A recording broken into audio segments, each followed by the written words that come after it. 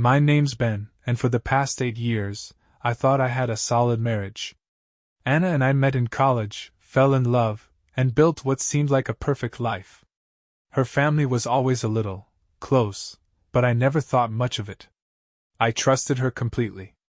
This past New Year's Eve, like every year, we went to her family's huge party. It's always an over-the-top event, fancy dresses, endless champagne, and enough noise to wake the neighbors. Anna was excited, but I could tell something was off. She was glued to her phone, texting constantly, and she spent way too much time whispering with her Uncle Mark. It rubbed me the wrong way, but I told myself not to be paranoid. When the countdown to midnight started, I felt the buzz of the champagne and let myself enjoy the moment. But when everyone started cheering and kissing their partners, I noticed Anna wasn't beside me. I scanned the room. She was nowhere to be seen. Neither was Mark. At first, I brushed it off. Maybe she went to grab a drink or stepped outside for some air. I tried to ignore the uneasy feeling building in my chest. But the longer she was gone, the harder it was to keep calm. When the party wound down, and the last guests started to leave, I stayed back to help clean up. That's when Claire, Mark's wife, approached me. She looked pale, like she was about to be sick. "Ben," she said, her voice barely above a whisper. "We need to talk." She pulled out her phone and showed me the texts, Anna and Mark, exchanging messages that no married woman should be sending to another man. Explicit. Shameless. There was no denying what I was seeing. And the worst part? Claire told me she had walked in on them that night. While I was celebrating the start of a new year, my wife and her uncle were sneaking around behind my back. My whole world flipped upside down. I felt anger, betrayal, humiliation, all at once. I wanted to confront them right there, to scream, to make them feel the pain they'd caused me. But Claire grabbed my arm. "Don't," she said. "Not yet. If we do this right, we can make them pay for what they've done. They'll regret this for the rest of their lives." And that's when it hit me. Confronting them wouldn't be enough. I needed to do something bigger, something they'd never forget.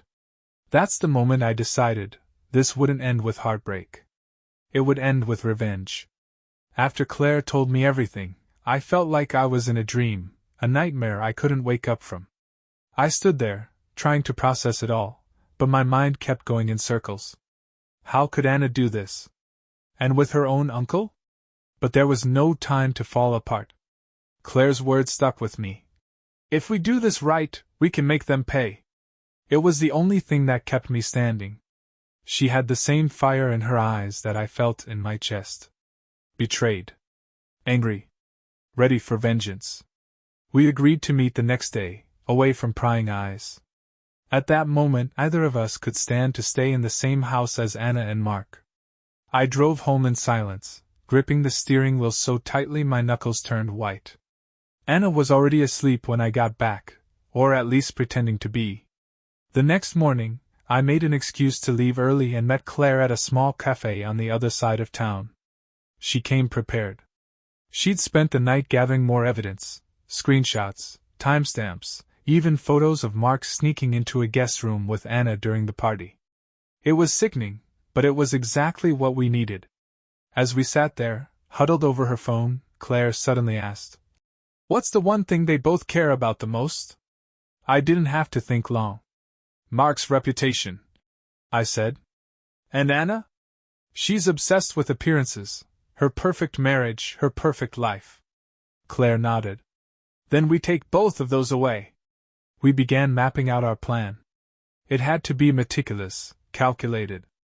This wasn't going to be some messy, emotional confrontation. No, we were going to dismantle their lives piece by piece, in a way they'd never recover from. The first step was to act normal, at least for now. I went home that night and pretended like everything was fine. Anna greeted me with a kiss on the cheek, smiling like nothing had happened. I felt a surge of disgust but forced myself to play along. I couldn't tip her off, not yet. The next week was a blur of secret meetings with Claire and careful planning. She had connections, people who owed her favors, and she wasn't afraid to use them. We decided to strike in two phases. The first would be public humiliation. The second phase would be something they'd never see coming. But as we worked on our plan, something happened that neither of us expected. A package arrived at Claire's house. No return address. Inside was a single envelope with a USB drive. She called me immediately, her voice shaky. "You need to see this." I drove over, my heart pounding the whole way. When I arrived, she plugged the drive into her laptop.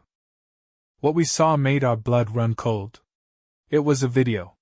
Security footage from the party. Someone we didn't know, had recorded Anna and Mark sneaking into that guest room together. The angle wasn't perfect, but it was enough to confirm what Claire had told me. "Who sent this?" I asked, my voice barely steady. Claire shook her head. "No idea. But whoever it is, they know." We weren't alone in this anymore. The video changed everything. Up until that point, Claire and I had been working in the shadows, carefully crafting our revenge. But now, someone else had stepped into the picture. Someone who knew exactly what Anna and Mark had done and wanted us to know they had proof. Claire and I sat in stunned silence for a long moment, staring at the screen. The grainy footage showed Anna and Mark slipping into the guest room during the party, looking around to make sure no one was watching. The timestamp matched exactly when Claire had caught them. "Why would someone send this?" I finally asked, breaking the silence. Claire shook her head. "Maybe they want to help. Or maybe they want something from us. We don't even know who they are." The uncertainty unnerved me, but at the same time, the video was a gift. It was irrefutable evidence, something we could use to destroy Anna and Mark's reputations. "We'll figure out who sent it later," I said. "For now, we use it." Claire agreed, and we added the footage to our growing arsenal. But the mystery of its sender lingered in the back of my mind. Who else knew about Anna and Mark's affair? And what were they planning? The first phase of our plan was ready to go. Mark had built his life on a squeaky clean image. He was a respected businessman, involved in local charities, and loved to flaunt his picture-perfect family at every opportunity. We decided to hit him where it hurt most, his public persona. Claire knew just the right people to make it happen. A friend of hers worked in PR, managing social media accounts for local influencers. It didn't take much convincing to get her on board. Within days, the video was leaked to a handful of anonymous accounts. It started small, just whispers online. A grainy screenshot here, a cryptic comment there.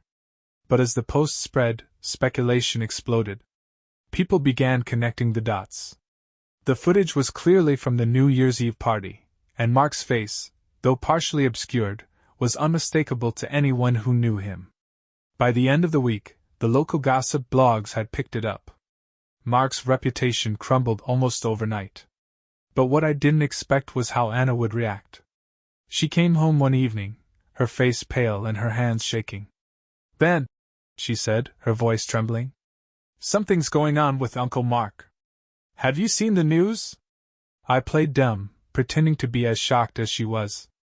She was clearly rattled, but I could see the fear in her eyes. She wasn't just worried about Mark, she was worried about herself. And that's when I realized she didn't know about the video yet. She had no idea her entire world was about to come crashing down. But before I could fully enjoy the satisfaction of watching her squirm, something unexpected happened.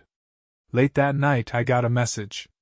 It wasn't from Claire, and it wasn't from anyone I recognized. It was a single sentence that sent chills down my spine. "You're not the only one watching." The message hit me like a punch to the gut. "You're not the only one watching." I stared at my phone, trying to make sense of it. Who was sending this? Was it the same person who sent the USB drive? And what did they mean by watching? A second message popped up before I could respond. This one was a photo. My heart stopped as I opened it. It was a picture of me and Claire, sitting in the cafe a few days earlier. The angle was from outside the window, as if someone had been standing across the street, watching us. The blood drained from my face. This wasn't just about Anna and Mark anymore. Someone was following us. I called Claire immediately. She answered on the second ring, her voice groggy. Ben? What's going on? I just got a message, I said, my voice low and tense. Someone's been watching us. They sent me a photo of us at the cafe. There was a long pause on the other end of the line. You think it's Mark? Or Anna? I don't know, I admitted. But whoever it is, they know what we're doing. Claire sighed heavily. This changes things. We need to be careful. No more public meetings. No more messages unless it's encrypted. We agreed to lay low, but the unease stayed with me. Whoever this person was, they had resources. They had been at the party, close enough to record Anna and Mark, and now they were following me and Claire. Were they trying to help us? Or were they planning something else entirely? The next morning, Anna was in full panic mode. She was pacing the kitchen, her phone clutched in her hand, her face pale. Something's going on with Mark, she said, barely looking at me. I don't know what, but people are saying horrible things about him online. He won't tell me anything. I kept my face neutral, even as satisfaction bubbled beneath the surface. Maybe it's just rumors, I said, feigning concern. People love to gossip. She shot me a worried look, but before she could respond, her phone buzzed. She glanced at the screen, and I saw her expression shift. Whatever she read on that message, it scared her. Without another word, she grabbed her coat and rushed out the door. I waited a few minutes, then texted Claire. She's panicking. Probably meeting with Mark. Claire responded almost immediately. Good. Let them sweat. Phase 2 starts tonight. Phase 2 was designed to hit Anna directly. If Mark's world was his reputation, Anna's was her carefully curated image of a perfect life. Her friends, her job, even her online presence, all of it revolved around the illusion of perfection. That illusion was about to shatter. Claire had connections to a few of Anna's co-workers. It only took a few well-placed whispers and a leaked screenshot of the texts between Anna and Mark to set things in motion. By the end of the day, the story was spreading like wildfire. Anna's name was suddenly tied to a scandal she couldn't explain away. When she came home that evening, she was a wreck. Her face was streaked with tears, her voice trembling as she tried to tell me about the horrible rumors circulating. I listened, nodding sympathetically, pretending to be the supportive husband. But inside, I was counting down the minutes until her entire world fell apart. And then, just as I was savoring the moment, my phone buzzed again. Another message from the mystery sender. You're playing with fire. Are you ready to get burned? The message sent a chill down my spine. You're playing with fire. Are you ready to get burned? Whoever was sending these messages wasn't just watching, they were warning me. But warning me about what? Or whom? I didn't have time to dwell on it. Anna was spiraling, and watching her world crumble was satisfying. She spent most of the night in tears, frantically calling friends and coworkers, trying to figure out who had started the rumors. Of course, she had no idea Claire and I were behind it all. But her panic wasn't enough. Phase 2 wasn't just about spreading the truth. It was about making sure Anna couldn't run from it. The next morning, Claire and I made our next move. We had drafted an anonymous email, complete with screenshots of Anna's texts and a link to the security footage. The email was sent to Anna's closest friends, her boss, and even her parents. It didn't take long for the fallout to begin. By midday, Anna's phone was blowing up with calls and messages. She tried to keep up appearances, but it was obvious she was unraveling. Ben, she said that evening, her voice trembling. I don't know what's happening. People are saying horrible things about me. They're lying. Someone's trying to ruin me. I played my part perfectly, acting confused and concerned. Why would someone do that? I asked. Is there something they could use against you? Her face went pale, and she quickly looked away. No, she said too quickly. Of course not. She was lying, and I knew it. But before I could press further, my phone buzzed again. It was another message from the mystery sender. You're not the only one with secrets. This time, it wasn't just a text. There was an attachment, a photo. I opened it, and my stomach dropped.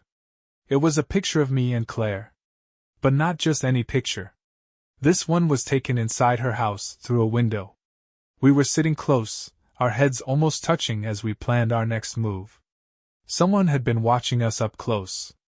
I immediately texted Claire. "We're being watched. Someone has photos of us at your house." She called me seconds later, her voice filled with panic. "What do we do? Do you think it's Mark? Or someone else?" "I don't know," I admitted. "But we need to be careful. Whoever this is, they're getting closer." That night I barely slept. The messages, the photos, they were more than a warning. They were a threat. The next morning, I decided to confront Anna. I needed to see if she knew anything about this mysterious third party. Over breakfast, I casually brought up the rumors again.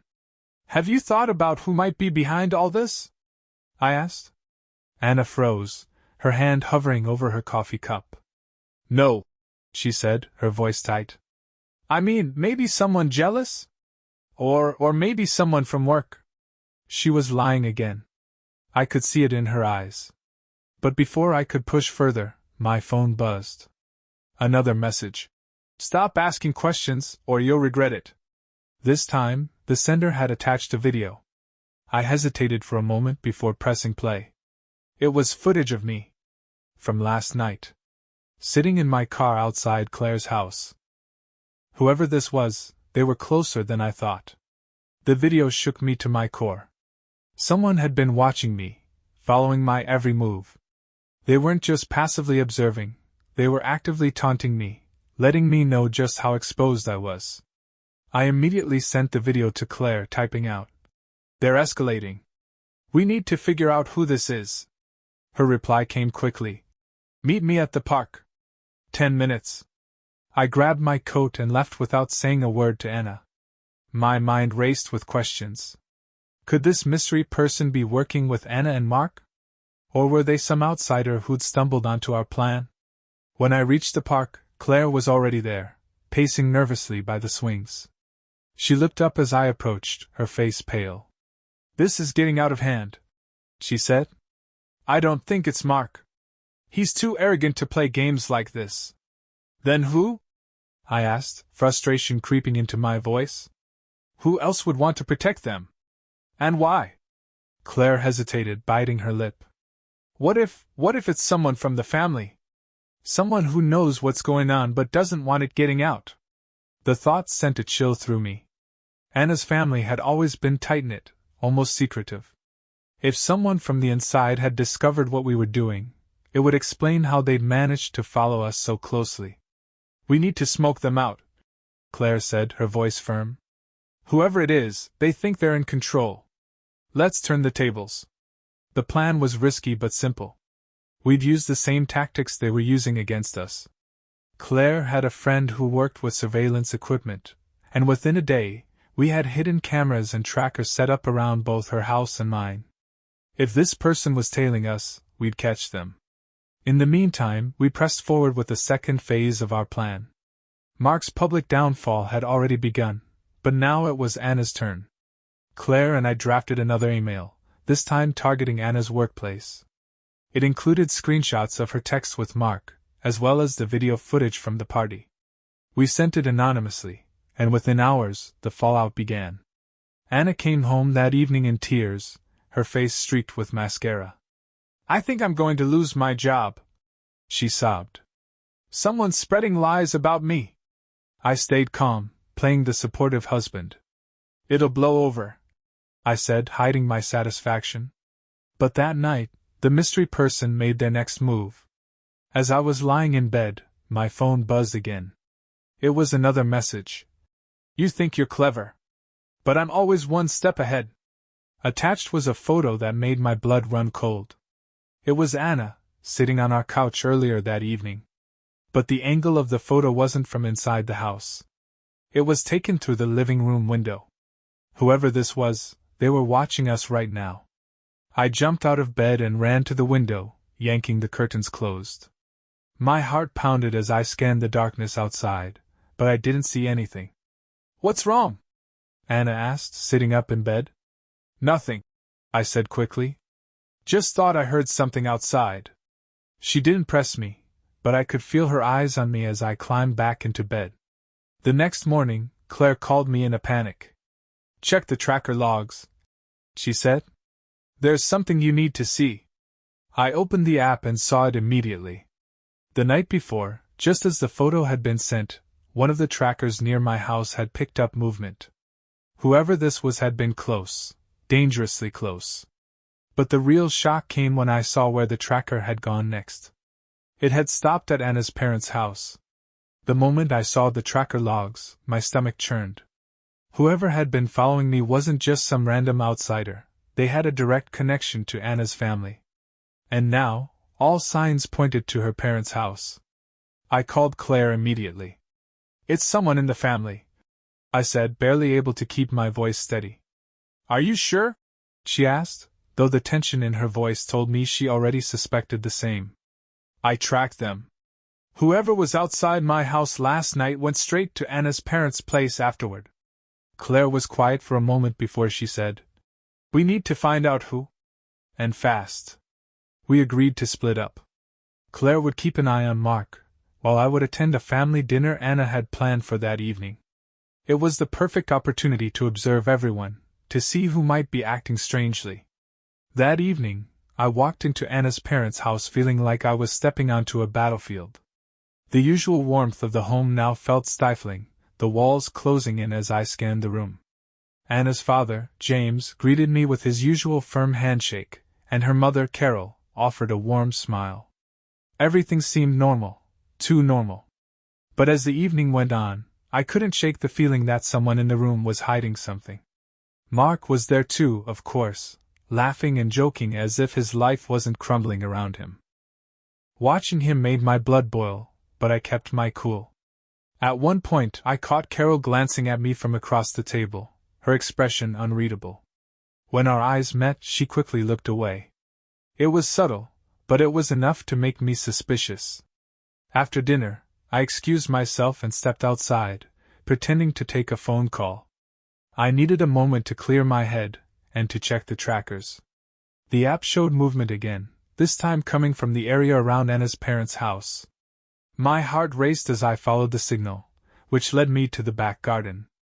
And that's when I saw it. A small camera, hidden in the bushes, pointing directly at the house. I crouched down and carefully removed it, my hands shaking. The device was sophisticated, far more advanced than anything I'd expected. Someone had been monitoring the house, watching all of us. Suddenly, I heard a voice behind me. "What are you doing?" I spun around to see Carol standing there, her arms crossed. Her expression was a mix of anger and fear. "I could ask you the same thing," I said, holding up the camera. "Care to explain this?" Her face went pale, and for a moment, I thought she might faint. But then she straightened up and said, "You shouldn't have found that." The air between us grew heavy. "So it's you," I said, my voice barely above a whisper. "You're the one who's been following me." Carol hesitated before nodding. "I had to," she said, her voice trembling. "You don't understand what you're doing. This family has secrets, things that can't come out. You need to stop before you make everything worse." Her words sent a chill down my spine. "What kind of secrets?" I demanded. But before she could answer, the back door opened, and Anna stepped outside. "What's going on out here?" she asked, looking between us. For a moment, no one spoke. Then Carol forced a smile and said, "Just chatting. Nothing to worry about." Anna didn't look convinced, but she didn't press the issue. As she turned to head back inside, Carol leaned in close to me and whispered, "Drop this, Ben. For your own good." But her warning only made me more determined. Carol's whispered warning echoed in my mind long after she went back inside. For your own good. What did she mean by that? I couldn't let go of the feeling that something bigger was at play here. Something more sinister than just Anna's affair with her uncle. I had been so focused on the revenge I'd been planning that I hadn't fully realized how deep the rabbit hole went. But as I stood there in the dark garden, holding the hidden camera in my hand, a strange sense of clarity washed over me. This wasn't just about Mark and Anna anymore. This was about a family with secrets, and I wasn't sure I wanted to uncover them all. Still, I knew I couldn't back down. Not now. I slipped the camera into my jacket pocket and walked back into the house. Anna was talking to her mother in the kitchen, but when she saw me, she stopped mid-sentence and shot me a questioning look. "What happened?" she asked, clearly concerned. I smiled, a smile I didn't feel. "Just taking a walk. Needed some air." She didn't seem convinced, but she didn't press me. She went back to chatting with her mother, and I excused myself to the living room. My phone buzzed again. It was Claire.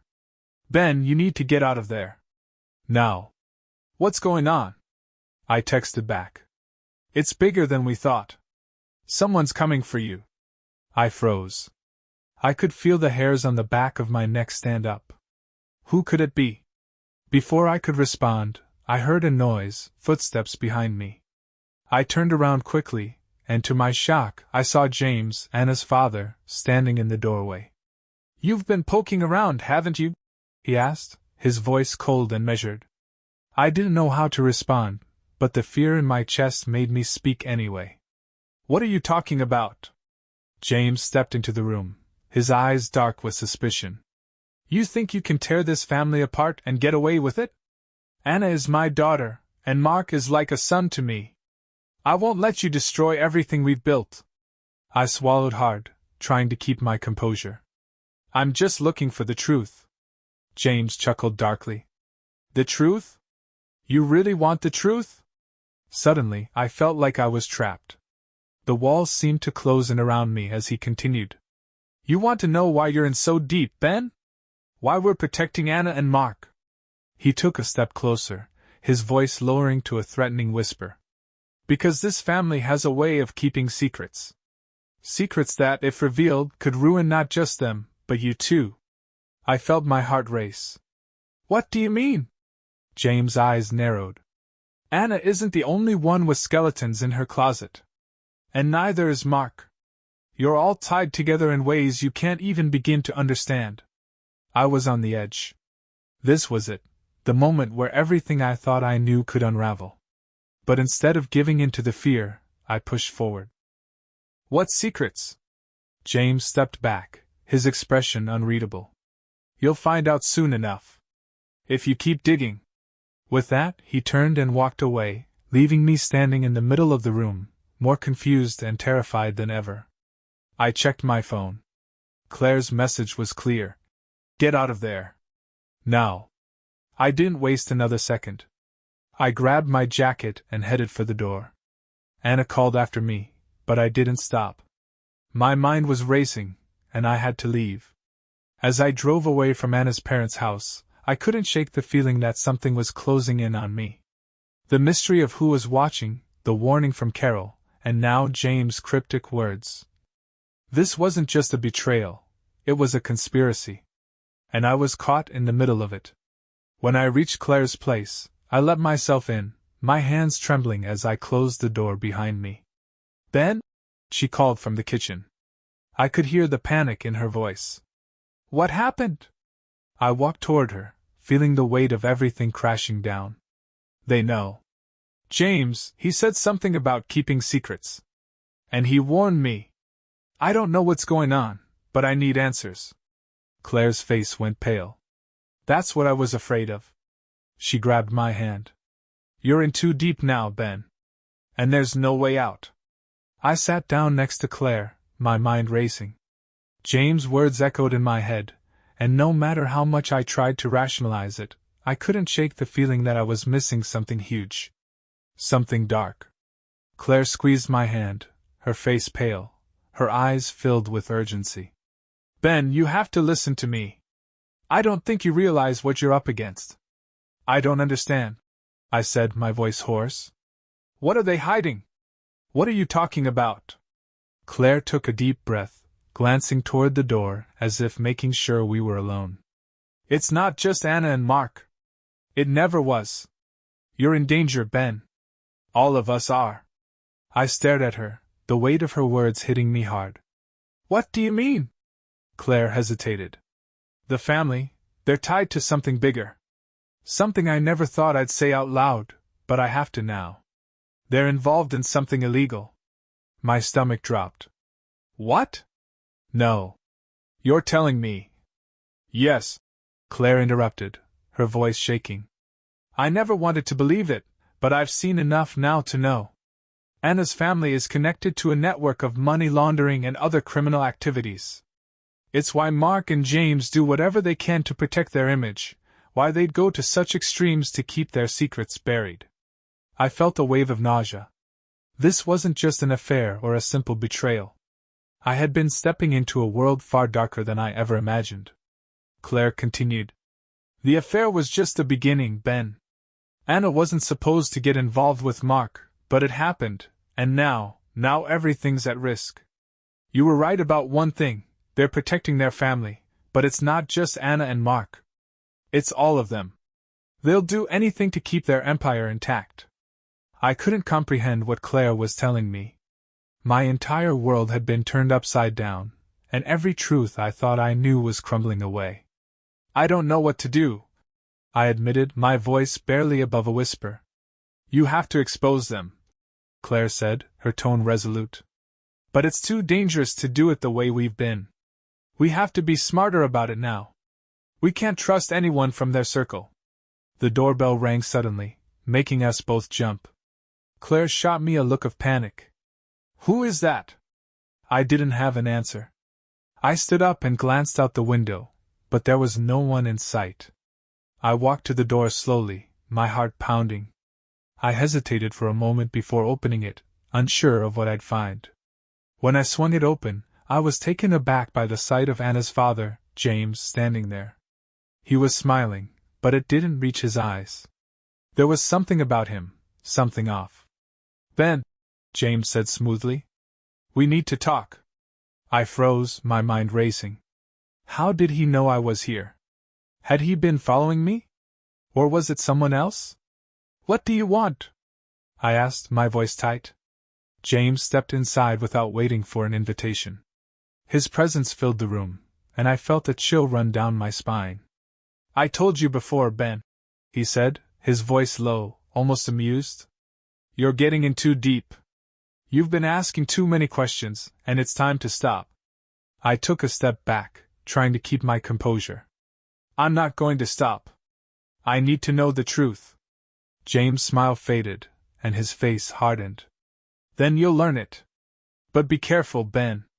Some truths are better left buried. The door slammed shut behind him, leaving me and Claire standing there, the weight of his words hanging heavily between us. I knew this wasn't over. It was just beginning. I stared at James, my heart pounding. I could feel the walls closing in, each word he spoke tightening the noose around me. But I refused to back down. There was too much at stake. I tried to steady my breath, but the weight of everything pressing in on me made it harder to think. You're not going to intimidate me, I said, my voice shaky but determined. James didn't answer right away. Instead, he stepped closer, his eyes narrowing with that dangerous glint. You think you're in control, don't you? You're just a pawn in this game, Ben. You always have been. I felt my stomach twist. A pawn? What game are you talking about? You're asking questions that you shouldn't be asking, James said, his voice almost a whisper now, like he was savoring the moment. You think you're in some kind of revenge fantasy, but you're playing with fire. You're not just risking your marriage. You're risking your life. Claire, standing beside me, clenched her fists. Get out, James. Now. But he ignored her, focusing solely on me. You've been digging into things you don't understand. This family, this entire operation, is bigger than anything you could ever imagine. I stepped forward, my anger rising. What's going on, James? What have you been hiding? James tilted his head, his lips curling into a cold smile. You'll find out soon enough. But it won't be pretty, Ben. People like you, They don't make it out of situations like this. You should have stayed out of it. I wasn't backing down. I'm not scared of you. I'm not scared of any of you. I want the truth. He leaned in, his voice now a menacing whisper. Then you'll get it. But remember, you asked for it. Suddenly, my phone buzzed in my pocket. I pulled it out, my fingers shaking as I unlocked the screen. It was a message from Claire. Ben, it's happening. You need to leave. Now. Before I could process the message, the doorbell rang again. We both looked at each other, confusion setting in. Who else could be here now? I didn't even have time to react before the door swung open with a violent force. I froze, my blood running cold as I saw who stood in the doorway. It wasn't just anyone. It was Mark. Ben, Mark said, his face twisted in a mix of rage and amusement. It's time to finish this. My heart skipped a beat. What the hell are you doing here? I asked, my voice low and threatening. Mark stepped inside, his eyes locked on mine. You've been playing a dangerous game, Ben. You think you can expose us? You think you can tear apart everything we've built? It's too late now. I looked at Claire, who was now standing between me and Mark, her face a mask of resolve. This ends here, Claire said, her voice strong. Mark smirked, his eyes flicking to Claire. You think you can stop this? You've already seen too much, both of you. There's no going back. I could feel the tension thickening in the air. Mark wasn't just here to confront me. He was here to end this, once and for all. I needed to make a decision. Fast. Suddenly, I felt a sharp pain in my side, a gunshot. My body jerked, and I stumbled backward, my vision blurring. I couldn't believe it. My own body betrayed me as I fell to the ground, gasping for air. The blood poured from the wound, and for a moment, everything seemed to slow down. Through the haze of pain, I saw Mark's smirk widen. You really thought you could win, didn't you? He sneered. This is the cost of knowing too much, Ben. But then, something unexpected happened. A figure stepped forward, blocking Mark's view of me. It was Claire. With a steady hand, Claire reached for something hidden in her jacket, and without hesitation, pulled out a gun of her own. Mark froze, his smirk faltering as he realized the tables had turned. You don't get to make the rules here anymore, Claire said, her voice calm but filled with a quiet fury. It's over, Mark. Mark raised his hands slowly, a look of shock crossing his face. You're crazy. You don't know what you're doing. But Claire's eyes were cold. I know exactly what I'm doing. And in that moment, everything changed. Mark lowered his weapon, his confidence crumbling before Claire's icy determination. The truth had finally come to light. But the cost had been more than I'd ever expected.